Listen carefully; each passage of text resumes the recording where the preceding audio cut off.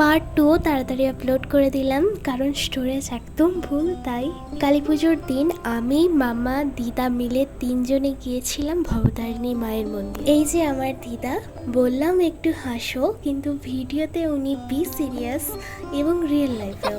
তারপর তো মায়ের প্রসাদও খেলাম। তারপর আমরা কাছেরই একটি প্যান্ডেল দেখতে যাই। উদ্দেশ্য ছিল শ্যামা মায়ের দর্শন। ভেতরে আর ভিডিও করা হয়নি, ভেতরে হাত পাখা দিয়ে সাজিয়েছিল, খুবই সুন্দর হয়েছিল। আর বেশিক্ষণ থাকিনি, এমনিতেই অনেক রাত্রি হয়ে গেছিল, বাড়ি চলে আসি।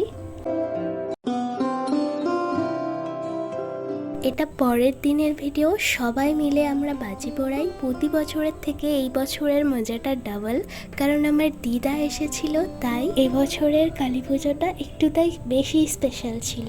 সাপ ভয় লাগলেও এটা আমার পছন্দের বাজি। বাবা আর আমি মিলে ফানুস ওড়াই, শেষে মনে হয় হায় যা উইশই করলাম না যে।